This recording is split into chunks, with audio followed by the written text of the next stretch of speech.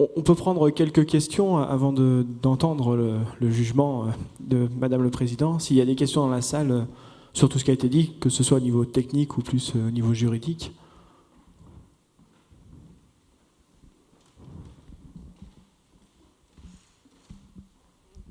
Bonjour, Fabrice Matatia, expert en confiance numérique. Donc justement sur cette question du hacker blanc et des travaux législatifs qui sont en cours, je voulais revenir à ce qu'avait dit Monsieur le procureur au tout début concernant l'article L40. Donc il s'agit d'amendements qui sont débattus au niveau aussi bien de l'Assemblée que du Sénat pour savoir si les hackers blancs peuvent ou non être déchargés de peine, de poursuite ou si l'ANSSI a une obligation de poursuivre en vertu de l'article L40. Mais alors du coup, d'après ce que vous avez dit, mon général, vous dites s'il n'y a pas d'obligation de l'ANSSI, ça n'empêche pas le parquet de poursuivre. Donc ça veut dire que la version qui est adoptée par le Sénat, en fait, ne tient pas la route, si je comprends bien votre pensée. Non, mais ça tient la route. En fait, si vous voulez, le Sénat a voulu rétablir un peu la loi Godefrein dans ses fondements, parce que, à force de dire, d'une part, il y a exemption de peine, puis après, d'autres qui arrivent en renfort en disant non, on va exempter de poursuite, et ça c'était à l'Assemblée nationale. Le Sénat dit, c'est bien gentil, mais s'il suffit d'un mail, il suffit d'un avis pour se dédouaner, c'est un peu rapide. Donc l'idée, c'était effectivement de dispenser l'ANSSI des obligations liées à l'article 40 en disant, dès lors que la personne est de bonne foi, dès lors que la personne n'a pas divulgué les failles qu'elle a découvertes, eh bien l'ANSSI est en mesure a le droit de ne pas dénoncer les faits. Bon, ça c'est une chose. Évidemment, si l'ANSSI ne dénonce pas les faits, si par ailleurs ils parviennent au parquet, ou même ils font l'objet, pourquoi pas, d'une constitution de partie civile, je ne vois pas, si vous voulez, en quoi cette dérogation à l'article 40 empêcherait la mise en mouvement de l'action publique. Et donc, je dirais que c'est une sorte de canalisation de l'action publique, mais ce n'est pas pour autant un obstacle. Et c'est vrai que si l'ANSSI donne un point de vue en disant tout ça c'est fait de bonne foi, tout cela, ça a été fait sans divulgation. Le procureur, me semble-t-il, je ne suis pas procureur de métier, ça viendra peut-être dans une autre vie, aura plutôt tendance, par opportunité, à classer. Encore faut-il qu'on soit bien d'accord sur ce que signifie l'article 40. Voilà. Si je puis ajouter un mot, mon général, et pour répondre à la question de l'intervenant, aujourd'hui, sur le plan législatif, cette question n'est pas réglée. Nous sommes dans l'état d'un texte qui a deux versions fondamentalement différentes entre l'Assemblée nationale et le Sénat. Je suppose que l'arbitrage se fera ou pas dans le cadre des allers-retours et de la commission mixte paritaire. C'est vrai qu'il y a un problème de cohérence législative. Et donc derrière, possiblement un problème de politique pénale. Après, chacun a son avis sur le sujet, mais le texte de l'Assemblée nationale était un texte qui prévoyait que lorsque un hacker, qu'on va qualifier de blanc par facilité, révélait à une autorité ou au propriétaire du système de traitement en temps suffisamment pertinent et de bonne foi et avant toute divulgation à des tiers une éventuelle faille, il pouvait faire l'objet d'une dispense de peine. Attention, hein, on ne parle pas de dispense de poursuite. C'est vrai, mon général, vous avez raison de le rappeler, un certain nombre de parlementaires voulaient aller plus loin puisqu'on parlait même d'une dispense de poursuite. Ce qui, entre nous soit dit, aurait probablement posé des problèmes constitutionnels. Mais ce n'est pas notre sujet aujourd'hui. Donc il y avait une dispense de peine. Le Sénat a une perception différente des choses.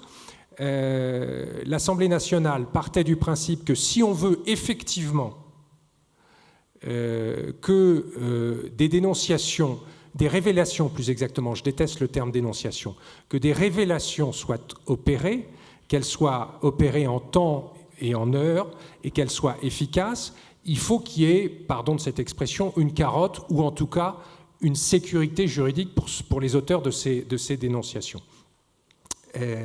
Au Sénat, les sénateurs ont une vue assez différente. Les sénateurs ont considéré que cette dispense de peine était une incitation, un pouce au crime. Bon, on n'est pas obligé de partager ce point de vue, mais en tout cas, c'est le point de vue du Sénat. Et à partir de ce moment-là, ils ont prévu que si une révélation était faite a priori entre les mains de l'ANSSI, cette dernière n'aurait pas l'obligation de procéder à une dénonciation. Mais on est un peu dans une vue de l'esprit, là, pardonnez. Et là, je ne fais qu'évoquer un point de vue personnel. C'est que comment peut-on motiver des personnes a priori bien intentionnées à venir révéler un certain nombre de faits si on ne leur donne pas un minimum de garantie qu'elles ne sont pas exposées à des poursuites peut-être, mais à une sanction sûrement pas. Là, on tombe dans le vue de l'esprit. Compte tenu de la population à laquelle on a affaire, c'est clair que les plateformes d'hackers ne viendront pas faire de révélation ou de dénonciation si l'ANSSI, d'ailleurs, l'ANSSI est dispensée de son obligation de révélation. Ça ne veut pas dire qu'il lui est interdit de révéler. Donc, c'est l'obligation de dénonciation de l'article 40 qui est suspendue. Donc, je trouve que du côté, encore une fois, je ne fais qu'émettre un avis personnel, que du côté du Sénat, on est sans doute allé un peu trop loin.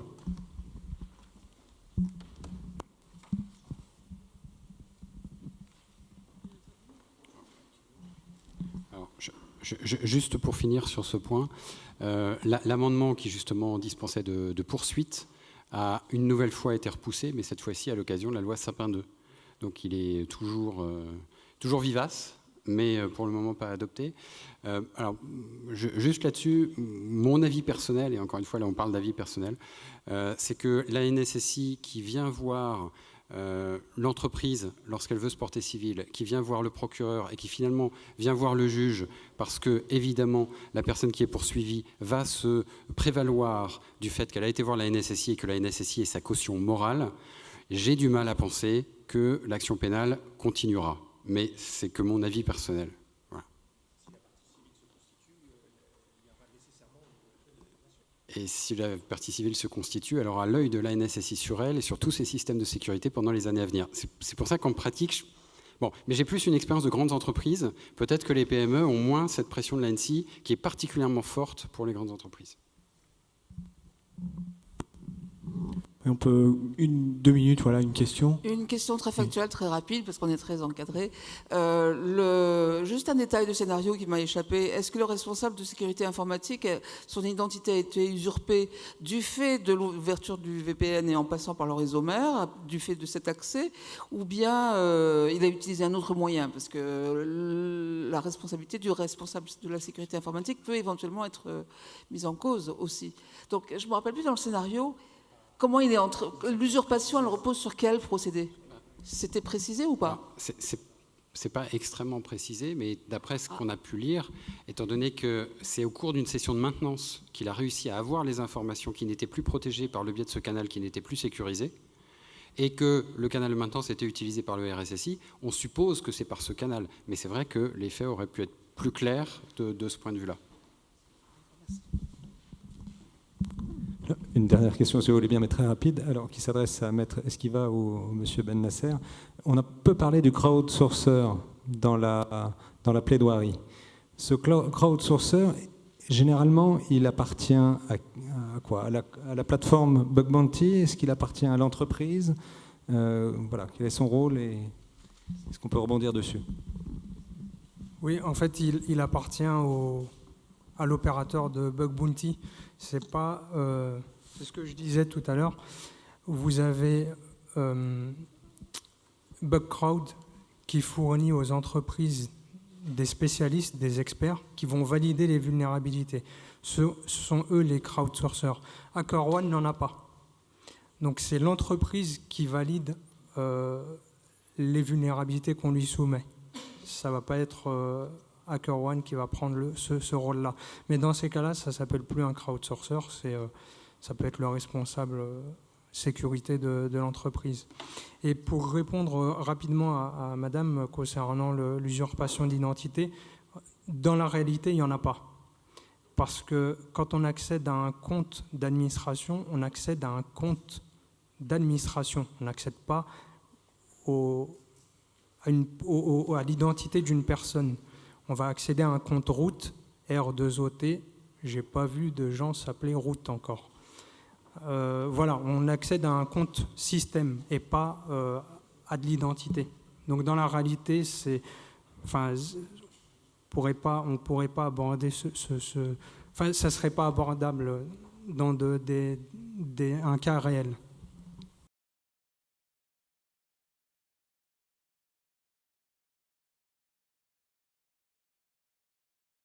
Donc après délibération du tribunal, on va passer à la phase de jugement. Donc la parole est à Madame le Président qui va nous donner la substance de ce jugement. Bien, donc je vais surtout aborder l'action publique. Alors, je vais surtout aborder l'action publique. Je reviendrai évidemment à la fin du jugement sur l'action civile. Le jugement, alors pour expliciter un petit peu mon propos, j'espère qu'on m'entend bien, je vais pas vous lire un jugement qui serait une succession d'attendus, qui serait un peu fastidieux. Je vais surtout faire quelque chose d'un petit peu commenté chronologiquement pour expliquer en quoi le tribunal considère ou non que les infractions dont il est saisi sont oui ou non constituées, avec évidemment des éléments parfois d'atténuation qui pourraient éventuellement permettre d'envisager une atténuation de responsabilité. Alors sur le fond, il apparaît, au regard des éléments recueillis, que donc, dans le cadre des investigations, on fait ressortir que M. Portefigue s'est engagé donc, dans le cadre d'un test de sécurité proposé par le programme de récompense, proposé par Bug Bounty F, s'est engagé donc à participer au cours d'une période bien particulière, du 2 au 9 avril 2016, à la recherche de failles sur la nouvelle plateforme ouverte par la société BoBB qui donc héberge des serveurs situés en Irlande.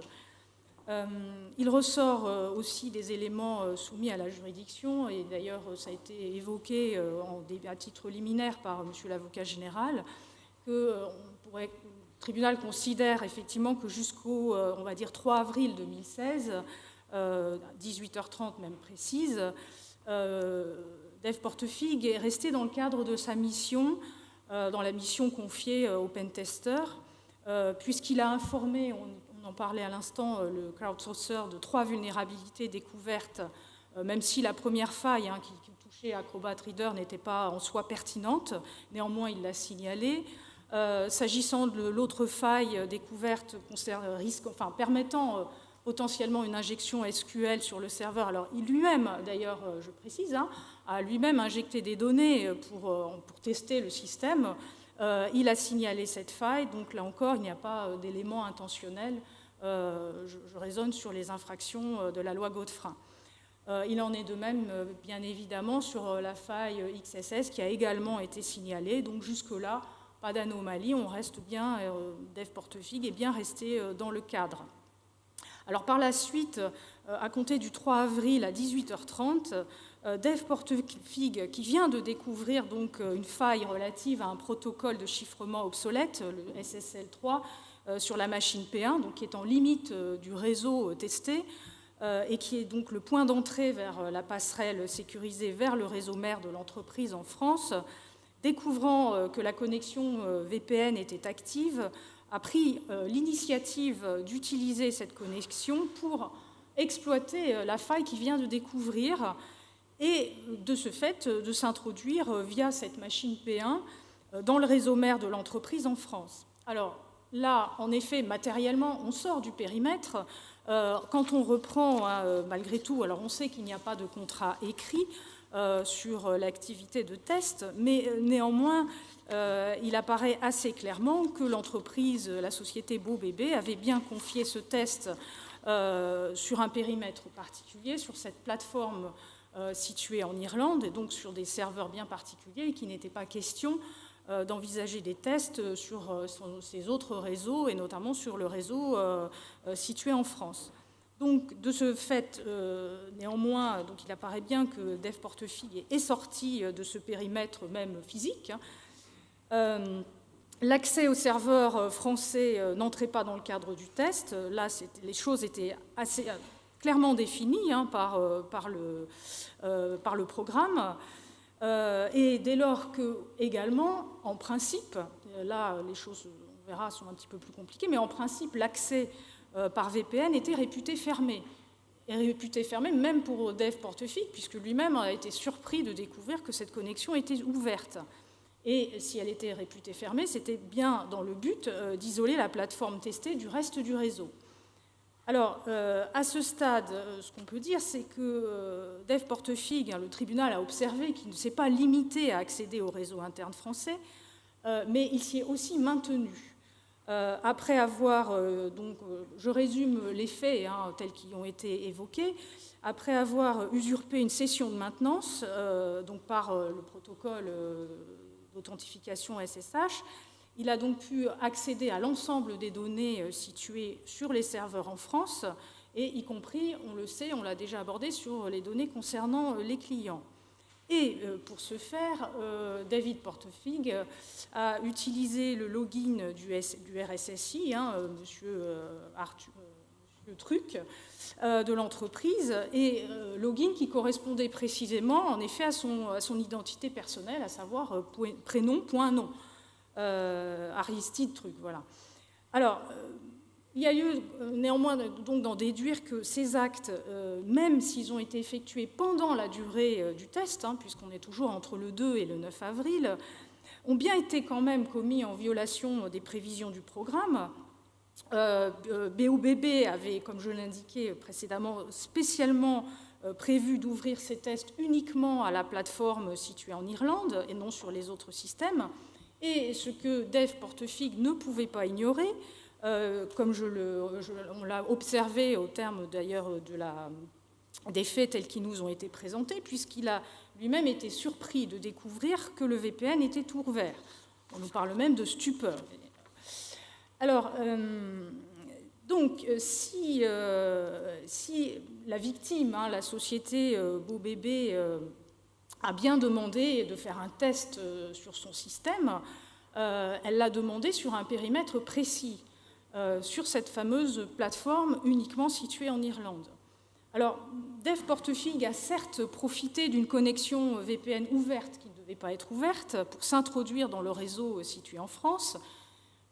Il l'a fait aussi, non seulement parce que la connexion était ouverte, mais aussi parce qu'il a exploité la faille liée à l'implémentation du protocole SSLv3.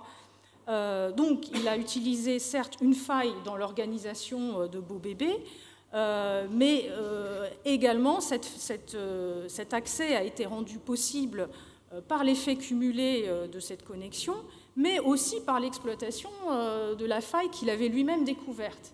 Et en cela, le tribunal observe que, de ce point de vue, on peut considérer que l'accès au réseau est bien frauduleux. En tout état de cause, ce qu'il apparaît surtout, c'est que Dev Portefeuille s'est bien maintenu dans le réseau également de manière frauduleuse, puisqu'il sait qu'il a utilisé une faille, il ne peut pas l'ignorer, puisque cette faille, il l'a lui-même découverte. Donc, il le fait en parfaite connaissance de cause. Et d'autre part aussi, il se maintient parce qu'il est bien indiqué dans le résumé des faits qu'il s'est maintenu, pour ce faire, il s'est livré à un trafic sur les paquets de données échangés entre les deux machines R1 et A, c'est-à-dire la machine A qui se trouve d'ailleurs à l'extérieur, et la machine R1 qui est elle-même sur le réseau français. Donc, entre guillemets, trafiquant des paquets, il ne peut qu'agir de manière frauduleuse. Il est hors périmètre et il le sait. Il a aussi nécessairement fait une recherche pour retrouver l'identité du RSSI qui a été usurpée pour se connecter. Et bien évidemment, cet identifiant ayant été fait sans aucun consentement de l'intéressé qui, à ce stade-là, en tout cas, n'en était absolument pas informé. Donc l'accès frauduleux, le délit d'accès frauduleux apparaît constitué dès lors qu'il a aussi réussi à ouvrir une session. Le maintien frauduleux est manifestement aussi constitué à ce niveau-là. Alors, par la suite, Dave Portefigue se livre à une collecte de données sur un disque dur qui est réalisée toujours, alors cette fois-ci on est passé au 4 avril, à la suite de ce maintien frauduleux dans le système, dans le réseau français. Et là, bien évidemment, manifestement, cette action caractérise l'extraction frauduleuse des données, donc au sens de l'article 323.3 du Code pénal, puisque le périmètre du test ne permettait bien évidemment aucunement d'envisager une collecte des données du système testé, puisque le périmètre consistait uniquement, et d'ailleurs d'une manière générale, le programme de Bug Bounty a pour objet de vérifier la sécurité du système et non pas de collecter des données provenant de l'entreprise testée. Donc il sait qu'il exploite une faille, il collecte des données. À ce stade, on relève également qu'il n'informe pas le crowdsourcer de ses agissements non plus. L'information, alors je reviens justement sur l'information qu'il donne à l'ANSSI de manière totalement officieuse et assez floue manifestement, le 4 avril donc à 7h30. Il donne une information sur la faille qu'il a initialement découverte, la faille SSL V3. Il ne donne aucune information sur ce qu'il a réalisé postérieurement.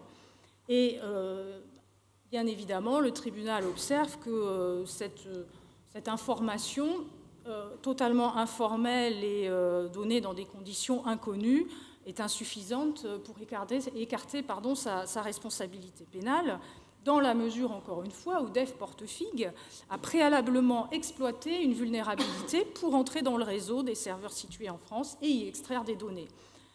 Sa bonne foi, d'ailleurs, comme le tribunal l'observait, doit être d'autant plus mise en doute également à ce stade. Il s'est durablement abstenu de signaler cette faille au crowdsourcer, alors qu'il est lui-même contractuellement lié à Bug Bounty F, ce qu'il ne fait pas. Il est également observé que Dave Portefigue a conservé des données d'authentification, donc des données usurpées, pour se connecter à nouveau au réseau interne de BoBB. Alors, on va y revenir sur la chronologie. Et le 15 avril et le 20 avril, lancé à cette occasion, le 15 avril, un premier chiffrement d'une partie des données à partir d'une connexion usurpée. Puis, effectue cette même opération une seconde fois le 20 avril, et ce, dans un but bien particulier. Alors, sur les opérations de chiffrement, il peut y avoir un débat juridique, même si la peine encourue est identique, 5 ans d'emprisonnement. Le débat peut avoir lieu entre le choix des dispositions de l'article 323.2, toujours loi Godefrein, sur la notion d'entrave sur le fonctionnement d'un système, ou tout simplement sur le choix de l'article 323.3 qui réprime la modification des données.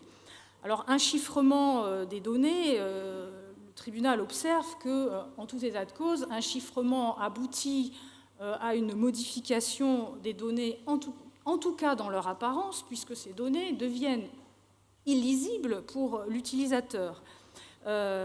Entre les articles, alors l'article 323.2 sur l'entrave s'applique au système en général, alors que l'article 323.3 s'applique sur les données, le fait de les modifier, de les extraire, de les transmettre, etc. Il semblerait, compte tenu de cette articulation, que les dispositions de l'article 323.3 soient en effet plus appropriées pour une opération de chiffrement qui, encore une fois, implique en fait un calcul mathématique par le biais d'un algorithme et par une fonction d'algorithme qui fait que des données X deviennent des données Y et que pour retrouver la donnée X, il faut appliquer également un algorithme à partir de Y. Enfin, je le vois un peu comme ça, ce qui induit, au sens du tribunal, en effet, une modification. Alors, cette modification peut être considérée qu'elle entrave également le système, puisque les données deviennent inaccessibles, mais pour être plus juste, il semble bien que l'article 323.3 soit plus exactement applicable. Voilà. Bon, il n'y a pas d'enjeu en termes de peine encourue, néanmoins, la discussion a son intérêt, puisque les articles différents de la loi Godefroy n'ont pas forcément vocation à s'appliquer sur le même type de compromission. Il est vrai qu'on voit plus l'article 323.2, les phénomènes d'entrave sur des opérations de déni de service, de spam massif, que véritablement de chiffrement. Alors, de plus, je reviens donc sur le 15 avril, par l'utilisation donc des identifiants de connexion, toujours au nom du RSSI, préalablement usurpé, DevPortefig peut en effet être considéré comme commettant le délit de prise de nom d'un tiers dans des conditions, enfin je reprends exactement l'article, dans des conditions qui ont déterminé ou qui auraient pu déterminer contre ce tiers des poursuites pénales. Et ce, en effet, compte tenu du fait qu'il a préalablement utilisé ces identifiants pour extraire de manière frauduleuse les données de la société BoBB. Donc, bien évidemment, dans le cadre des investigations et dans le cadre de recherche en interne, à ce stade-là, on aurait pu envisager une mise en jeu de la responsabilité du RSSI. Par ailleurs, DevPortefig ne peut difficilement, en tout cas, ne peut pas valablement, au sens du tribunal, soutenir, comme il l'a fait en garde à vue, avoir cherché à alerter BoBB sur la faille initialement découverte, dès lors que le chiffrement des données, on va y revenir également sur l'autre qualification envisagée, s'est accompagné d'une demande de fonds et qu'il a adressé d'ailleurs cette demande par le biais d'une identité fictive, HackerSafe 27. Donc là encore, sa bonne foi est totalement remise en cause. Le fait de vouloir alerter par un tel mode opératoire semble plus, en effet, en tout cas, s'apparenter à la commission, effectivement, de la tentative d'extorsion de fonds. Le tribunal observe que cette tentative a été contestée, d'ailleurs, puisque, d'une certaine manière, la contrainte morale, puisqu'on raisonne évidemment sur une contrainte morale sur une personne morale d'ailleurs, donc les choses s'apprécient in concreto, semble constituer dans le sens où DevPortefig laisse envisager à la société BoBB qu'il détient une faille, et ce qu'on lit, en tout cas à la lecture des faits, ce qu'on comprend, ce qu'on lit, c'est qu'il informera la société BoBB qu'en contrepartie d'une somme de 4 000 €. Ce qui laisse envisager pour la société BoBB une contrainte morale dans le sens où celle-ci ignore l'importance, l'ampleur de cette faille, ignore également à ce stade les capacités de DevPortefig, d'ailleurs dont elle ne connaît pas l'identité, et sa capacité réelle de nuire. Alors certes, le tribunal observera que DevPortefig livre immédiatement les clés de déchiffrement pour permettre à l'entreprise de retrouver ces données. Néanmoins, il réitère cette même action et le 15 avril et le 20 avril. Et là, en ce sens, le tribunal considère, eu égard notamment à cette réitération, que la tentative d'extorsion est constituée, manifestée par un commencement d'exécution, à savoir le chiffrement des données, n'ayant manqué son effet que par une circonstance indépendante de la volonté de l'auteur, comme dit le texte, à savoir l'absence de réaction de la société, l'absence de réaction immédiate, puisque la société dépose plainte quelque temps après. Donc, de ce point de vue, le tribunal considère que l'infraction est constituée. Le tribunal considère également qu'il y a lieu de tenir compte des circonstances dans lesquelles cette infraction est commise, mais néanmoins juridiquement constituée. Alors, encore une fois, cette demande de fonds qui est adressée en contrepartie du bon vouloir de Dave Portefigue, de bien vouloir, oui ou non, révéler l'existence de cette faille, et de quelle faille, manifeste là encore clairement son intention frauduleuse. Enfin, le tribunal observe, s'agissant du malware qui est découvert par la société Killfile le 1er juin sur les réseaux de BoBB, qu'en l'état des investigations, il n'a pas été établi de manière certaine et évidente et incontestable que ce programme aurait été nécessairement introduit par l'action de Dave Portefigue. Eux aussi, alors il est vrai que la chronologie des faits indique que ce programme aurait été installé récemment. Néanmoins, on ne sait pas, le tribunal n'est pas suffisamment informé pour savoir à quel moment ce programme aurait été installé, quel était éventuellement l'état des logs de connexion qui aurait permis peut-être de faire des liens entre l'installation de ce programme et l'utilisation du réseau par Dave Portefigue. Et là, aucune poursuite n'a en effet été engagée sur ce point.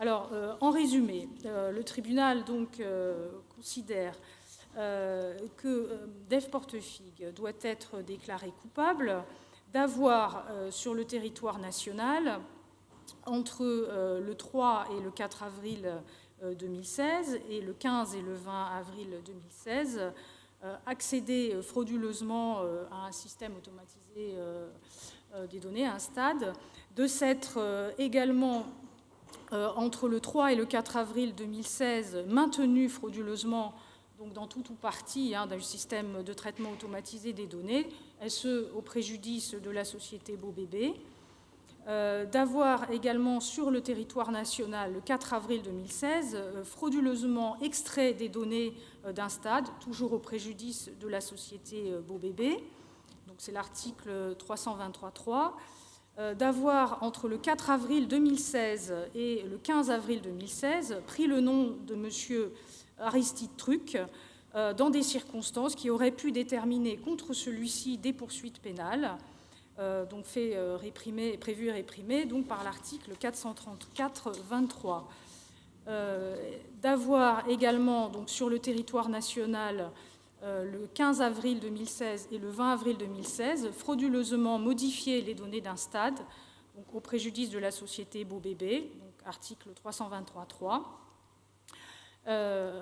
Alors, et d'avoir sur le territoire national, entre le 15 et le 20 avril 2016, par violence ou contrainte, donc par contrainte, tenté d'obtenir la remise de fonds, tentative manifestée par un commencement d'exécution et n'ayant manqué son effet que par une circonstance indépendante de sa volonté, à savoir l'absence de réaction de la victime, donc délit de tentative d'extorsion.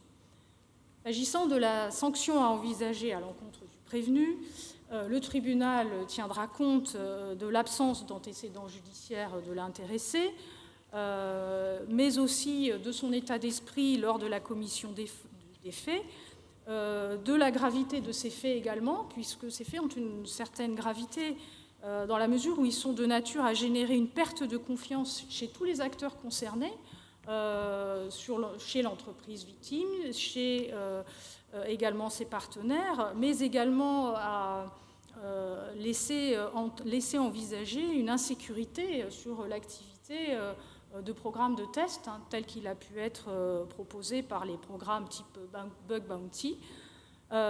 Sur l'état d'esprit de l'intéressé, le tribunal observera que celui-ci se montre quelque peu ambigu, certes, qu'il a néanmoins donné des clés de déchiffrement et donc en répression, il sera condamné donc à la peine de 6 mois d'emprisonnement avec sursis, une amende de 1 000 €. Il s'agit d'une peine d'avertissement, c'est une première peine à son casier judiciaire.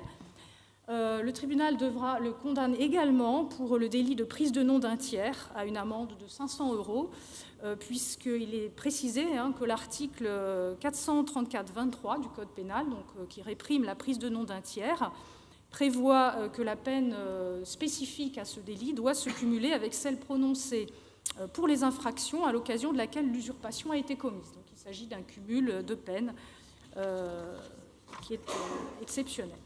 Alors, sur l'action civile,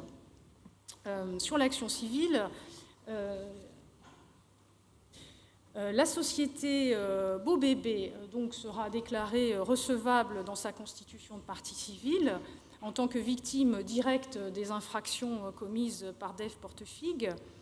Le tribunal observe toutefois que la société Beau Bébé a concouru partiellement, certes, à son dommage par le fait d'une carence initiale dans son organisation interne, puisque cette carence avait conduit à laisser une connexion VPN ouverte alors qu'elle ne devait pas l'être à la marge du périmètre d'action, que cette carence a permis à la faille liée au protocole SSLv3 d'être utilisée et d'être activée. Donc ces circonstances ont facilité l'accès initial au réseau interne par Dave Portefeuille. Donc, dans ces conditions, la responsabilité civile du prévenu, de Dave Portefeuille, sera partagée avec celle de la société Beau Bébé. La part de responsabilité de la victime dans la réalisation de son préjudice doit être fixée à hauteur de 20% de son dommage. Donc, il y aura lieu d'appliquer sur les dommages-intérêts à louer à la victime une diminution de cette part correspondant à 20% du dommage lié à la responsabilité partielle de la victime dans la réalisation de son préjudice. Alors, sur l'évaluation du préjudice, le tribunal ne souhaite pas botter en touche. Néanmoins, il y aura lieu de renvoyer l'affaire sur intérêt civil à la juridiction pour examiner précisément les pièces qui ont été produites par la partie civile. Sur ce, en aparté, en effet, il y aura lieu de se prononcer sur les demandes. Néanmoins, je fais un bref topo, puisqu'il est compliqué de les chiffrer aujourd'hui. Il est demandé un coût d'intervention. Alors là, le tribunal sera amené à se prononcer sur la part du coût d'intervention qui est liée à l'action de Dave Portefeuille, en effet, mais aussi liée aussi aux autres failles qui ont été découvertes, puisqu'il a été découvert un total de 23 failles. Donc cette part devra être examinée par le tribunal. Le préjudice moral, oui, devra être également évalué. Il y a certainement un préjudice moral. Et le préjudice financier, qui est basé sur la perte de chiffre d'affaires, devra être aussi évalué au vu des pièces comptables qui seront produites.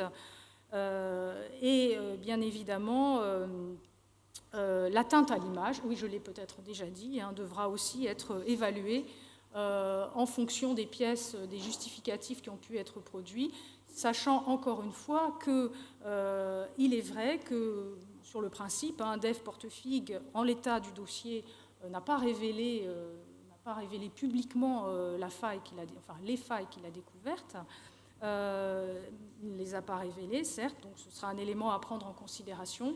Et il y a lieu de prendre également en compte le fait que, comme je le disais précédemment, d'autres failles aussi ont été décelées par la société Killfaille.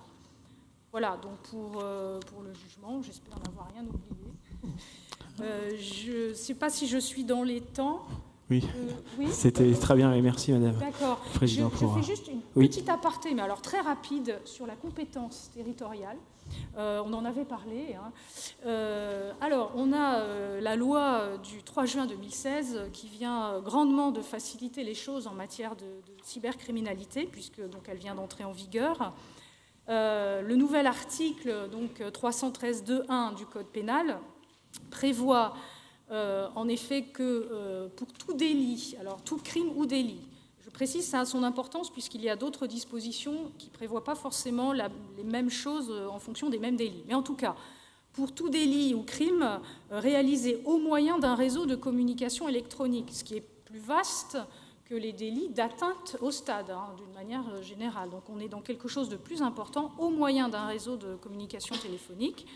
Lorsque donc, ce délit ou crime est tenté au préjudice d'une personne physique résidant donc, sur le territoire français ou d'une personne morale dont le siège se situe sur le territoire français et réputé commis sur le territoire de la République, ce qui signifie que la loi pénale française, aussi bien la loi sur le fond que sur la procédure, et donc là les choses vont être importantes en termes il va y avoir des répercussions importantes en termes de procédure et d'enquête, la loi française est applicable. Et ce, évidemment, même si le délit est commis à partir de l'étranger ou par une personne. Alors, également, je précise, parce qu'on pouvait se poser la question sur notre cas, la société Beau Bébé a son siège social en France, il n'y a pas de difficulté. On peut considérer que son siège social est à Paris, compte tenu du fait qu'il est jugé à Paris. On pourrait envisager que le siège social soit situé ailleurs qu'à Paris, en province, compte tenu des nouvelles dispositions qui prévoient une concurrence concurrente du tribunal de la juridiction parisienne, du procureur de la République de Paris, du juge d'instruction, pour, alors cette fois-ci, justement, les infractions commises, mentionnées donc aux articles 323.1 et suivants, donc cette fois-ci pour les infractions qui portent atteinte à un stade. Donc on n'est pas pour le même raisonnement que sur l'article 313.2.1. Voilà. Merci. Bien, merci à toutes et à tous pour ce cas pratique. Voilà.